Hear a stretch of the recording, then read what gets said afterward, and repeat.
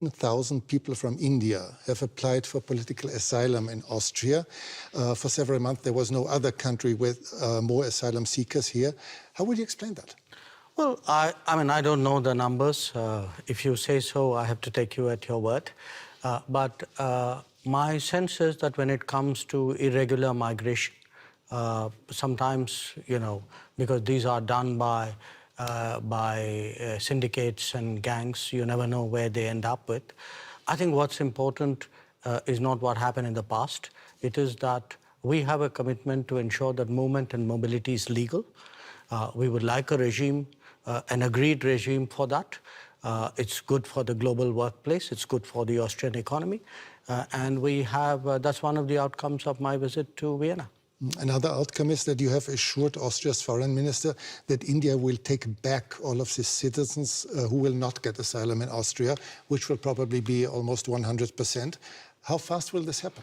You know, look, in terms of our citizens, if they're proven to be our citizens, we obviously have an obligation in that regard. But what is important for us is to validate the fact that if there's somebody who's staying illegally, that they are our citizens. And if there are citizens, usually we work it out between the governments concerned. I can't give you a time frame on it because it depends on what is the level of proof that is provided for us and what are the preparations on the Austrian side. So you did not agree on a time frame today? No, we didn't. Frankly, we didn't get into that kind of discussion. That is for the immigration people to decide. As foreign ministers, what we did was to work out an agreed mobility and movement regime. So we were looking for solutions. We weren't into the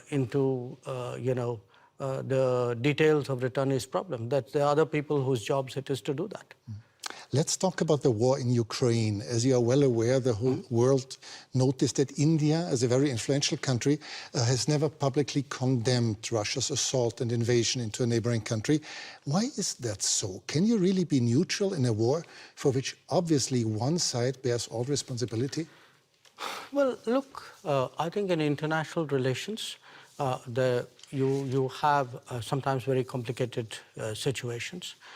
And where we are concerned, we have always taken the position that the way out is for the countries concerned to get back to dialogue and to diplomacy. I'll come to that soon, but is this a complicated situation? Is this really complicated? There's just one big country invading its neighbor. No, look, I can give you many instances of countries who have violated the sovereignty of another country. You know, if I were to ask where Europe stood on a lot of those, I'm afraid I'll get a long silence. So do understand one thing. At the end of the day, we make judgments in foreign policy based on what we think are our long-term interests and what is good for the world. But you and Prime Minister Modi have already said that regularly call on both sides to stop the war and to negotiate. However, can one really urge Ukraine to stop defending itself? After all, there are no Ukrainian tanks in Russia. There are Russian tanks and planes and missiles destroying Ukraine. I think that's a bit of a misrepresentation. I think what we do is to say, get back to dialogue and diplomacy. There was dialogue and diplomacy in the early days of the conflict. So it's not that it didn't happen. So it's not for us to put conditions and to say this country is equal to that country. That's your judgment. But should you urge Russia to stop the war? I think we have been very clear that this conflict is not in anybody's interest, including theirs. But you wouldn't say it more explicitly? I'm a diplomat. It is my job to conduct foreign policy which serves my national interests and which serves what I believe is a long-term pathway towards peace and dialogue. Let's talk about India's interests. India does not take part in Western sanctions against Russia, but has increased its imports from Russia 5 times since the war began. By this, are you not helping Moscow? Are you not financing Russia's war? You know, Europe imported in the same period 6 times the energy which India did. So Europe decreased its imports a lot and dramatically since the war started. You multiplied yours. No, essentially, if it is a matter of principle, why didn't Europe cut on the first day? Why didn't we see on 25th of February a complete cutoff of energy imports from Russia? You can't say it's my principle, but by the way, I will do it by my timing. Okay, but isn't it the difference between decreasing your imports but still making sure that Europe is not freezing to death in the winter, or just increasing your imports by 5 times? No, Europe has managed to reduce its imports while doing it in a manner in which it is comfortable for Europe. Comfortable. If that, it's manageable. It's maybe a little bit of an It's manageable. Now, if at 60,000 euros or whatever is your per capita income, you are so caring about your population. I have a population at $2,000. I also need energy. I'm not in a position to pay high prices. The price of oil has doubled. So, and what Europe is doing is also moving into the Middle East and diverting production out of the Middle East into Europe and raising prices. So European actions actually are putting pressure on the global oil markets and on my imports as well. So I think it's something which, if European political leadership understandably would like to soften the impact on their population, I think it's a privilege they should extend to other political leaderships as well. Are you reluctant toward Moscow as well, because Russia is India's most important supplier of weapons and military equipment? And therefore? Are you reluctant to criticize Moscow? No, I think, look, we have a relationship with Moscow. We've had a long-term relationship with Moscow. I think it's important to look at that history of the relationship. It was a relationship built in a period when Western democracies used to arm a military dictatorship called Pakistan and deny India defensive weapons. So if we are talking about principles, let's talk a little bit of history out here. So how did the Indian exposure to Russia and previously to Soviet Union get built up?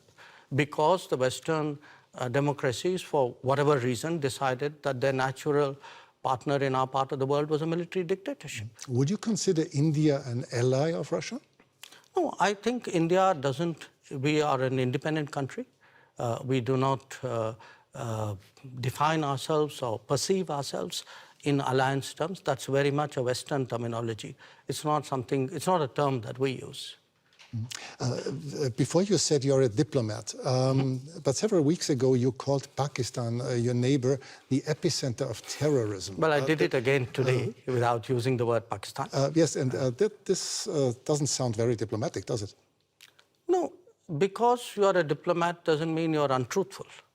I could use much harsher words than epicenter. So believe me, considering what has been happening to us, I think epicenter is a very diplomatic word, because this is a country which has attacked the Parliament of India some years ago, which attacked the city of Mumbai, which went after hotels and foreign tourists, which every day sends terrorists across the border. But of course not as a country. Well, if you control your sovereign space, which I believe they do, if the terrorist camps operate in broad daylight in cities with recruitment and financing, can you really tell me that the Pakistani state doesn't know what's going on? Especially if they're being trained in military-level combat tactics. So, you know, when we speak about judgments and principles, why don't I hear sharp European condemnation of these practices which have been going on for multiple decades?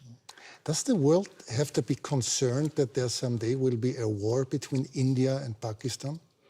I think the world has to be concerned that there is terrorism going on, and the world often looks away. The world often feels it's not my problem because it's happening to some other country. I think the world needs to be concerned about how sincerely and strongly it takes up the challenge of terrorism. But has the world to be concerned about the future war between India and Pakistan? I think the world needs to be concerned about terrorism. That's what you said. Yeah, sure. Because look, if you pose it the way you do, that's like giving a free pass to terrorism, saying, you know, let's worry about the next consequence of it. I'm worried about the terrorism. Okay, let's change the subject. You frequently said that India has a very complicated relationship with your neighboring China. Many people around the world are quite concerned that China might, in the near future, intervene militarily in Taiwan. Do you share this concern? I think there's a larger concern which is based on our experiences. The concern is that we had agreements with China not to mass forces in our border areas. And they have not observed those agreements, which is why we have the currently tense situation that we do. We had an agreement not to unilaterally change the line of control, which they have tried to unilaterally do that. So there is, I think, a perception that we have, which derives directly from our experiences. Now, where else the status quo may change or not change, I would hesitate as a foreign minister to predict publicly. I may have my own views and assessments. But I certainly can share my experience, and my experience is that written agreements were not observed, that we have seen levels of military pressure which in our view has no justification. China would say the opposite. They would say that India had not obeyed different agreements, but obviously you see it No, I otherwise. think it's difficult for China to say that for this reason. The record is very clear because today, there's a lot of transparency. You have satellite pictures. If you see who moved the forces to the border areas first, I think the record is very clear. So it's very difficult for China to say what you suggested they could. India will probably overtake China as the world's most populous country within this year. Is this fact of any political significance to India, or is it just a mere statistic? We'll know that when we reach there, won't we? Yeah, because we have never used numbers in that manner. Maybe other countries have. I would still say, to a large extent, it is a statistic, but you will have a situation where the world's most populous country is not among the permanent members of the Security Council. And what does it say about the state of the UN if that is the case? So it's a kind of both a yes and a no. It's partly a statistic, but I think it's a statistic which means a lot. For several years, you have called for a permanent seat on the Security Council, as have Brazil, as has Japan or Germany. How long will it take, from your point of view, till this reform of the Council will actually become reality? Well, ideally, we'd like it yesterday. Of course. But the problem, I think, is that those who are today enjoying the benefits of permanent membership clearly are not in a hurry to see reform. I think it's a very short-sighted view, in my opinion, because at the end of the day, the credibility of the UN and, frankly, their own interest and effectiveness is at stake. So my sense is it will take some time, hopefully not too much time. I can see a growing body of opinion among UN members who believe that there must be change. It's not just us. You have entire Africa, entire Latin America left out. Developing countries vastly underrepresented. I think the state of the world, this was an organization invented in 1945. It's 2023. And when you would have to guess for a year when this will happen, what would it be? No, I wouldn't guess, because I know the complexities of this process. It's a tough one. I'd be honest with you. It's a tough one, but I don't think because it's a tough one we should give up. On the contrary, I think because it's a tough one, we should actually up the ante, increase the feeling in wide parts of the world that this reform is absolutely essential. Thanks so much for your time. Well, thank you. It's a great pleasure.